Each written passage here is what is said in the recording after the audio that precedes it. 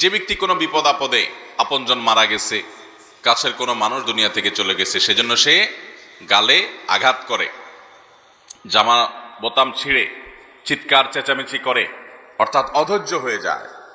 দুনিয়া থেকে সবাইকে যেতে হবে, দুনিয়াতে বিপদ আপদ মানুষের আসবে, যত নবী রাসূলগণ এসেছেন সবার জীবনে এসেছে, অতএব আমাদের জীবনও আসবে। বরং নবী করিম সাল্লাল্লাহু আলাইহি ওয়াসাল্লামের হাদিস থেকে আমরা জানতে পারি, তিনি বলেছেন যে আল্লাহ তাআলা যখন কোন সম্প্রদায়কে পছন্দ করেন, ভালোবাসেন, ইন্নাল্লাহা ইযা আহাব্বা কওমান ইবতালাহুম, আল্লাহ তাআলা কোন সম্প্রদায়কে যখন ভালোবাসেন, পছন্দ করেন, তাদেরকে পরীক্ষায় ফেলেন, তাদেরকে আল্লাহ তাআলা পরীক্ষা নেন।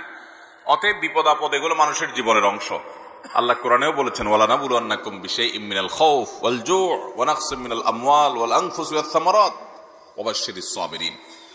আল্লাহ তাআলা পরীক্ষা নেবেন আমাদেরকে বিভিন্ন ক্ষয়ক্ষতি দিয়ে, বিপদ আপদ দিয়ে আমরা কতটা সবর করতে পারি। আর সবরকারীদের জন্যই সুসংবাদ রয়েছে। এই জন্য ভাইরা আমার, ধৈর্য ধারণ করা বিপদে এটা অনেক বড় একটা গুণ। যে ব্যক্তি অধৈর্য হয়ে যাবে এবং আল্লাহর ফয়সালার বিরুদ্ধে বিদ্রোহ করবে তার আচরণ দিয়ে, শরীরে আঘাত করবে, চিৎকার চেঁচামেচি করবে, জামা ছেঁড়া ছিঁড়বে, ভাঙচুর করবে, তার হয়তো ছেলে মারা গেছে, অ্যাক্সিডেন্ট হয়েছে, সে এমন কটু কথা বলবে যেটা তাকদীরের ফয়সালাকে মানার বিপরীত, বরং তাকদীরের ফয়সালার বিরুদ্ধে বিদ্রোহের শামিল।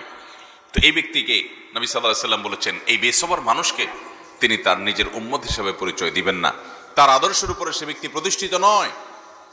এই জন্য নবী সাল্লাল্লাহু আলাইহি ওয়াসাল্লাম বলেছেন, বুখারী এবং মুসলিমে বর্ণিত হাদিস, লাইসা মিন্না মান দারাবাল হুদুদ, যে ব্যক্তি গালে আঘাত করে, নিজের শরীরে নিজে আঘাত করে, কোনো বিপদের কারণে, কারণ মৃত্যুর কারণে, মন খারাপ করে, ওয়াশাক্কাল জুয়ুব, অথবা জামা কাপড় ছিঁড়ে, আও দাওয়া বিদাওয়াল জাহিলিয়া, অথবা যে ব্যক্তির মধ্যে একটা বদগুণ আছে, জাহিলি যুগের ডাক দেয়।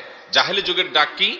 নিজের দল, নিজের গ্রুপ, নিজের বলয়, এটার ভিত্তিতে তার ওয়ালা বারা প্রতিষ্ঠিত হয়। সে ভালোবাসে দলের জন্য, সে ভালোবাসে তার গোত্রের জন্য, সে ভালোবাসে তার অঞ্চলের জন্য, ভাষার জন্য, আবার বিদ্বেষ করে এটার ভিত্তিতে।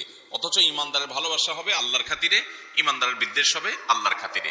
কেউ অন্যের দলের হতে পারে, অন্য দেশের হতে পারে, অন্য অঞ্চলের হতে পারে, অন্য গ্রুপের হতে পারে, কিন্তু তার ব্যক্তিগত আমল, কর্ম, চিন্তা, বিশ্বাস, সেটার উপর ভিত্তি করে তাকে ভালোবাসবে। সেটা না বেশে এরকম বিভিন্ন দলীয়, গোত্রীয়, গোষ্ঠীগত, অঞ্চলগত, ভাষাগত কারণে মানুষ মানুষকে ভালোবাসবে এবং সেই কারণে বিদ্বেষ করবে এবং ওইটার দিকে আহ্বান করবে যে আসো আমার এই ইজম, এই মতবাদ তুমি নাও।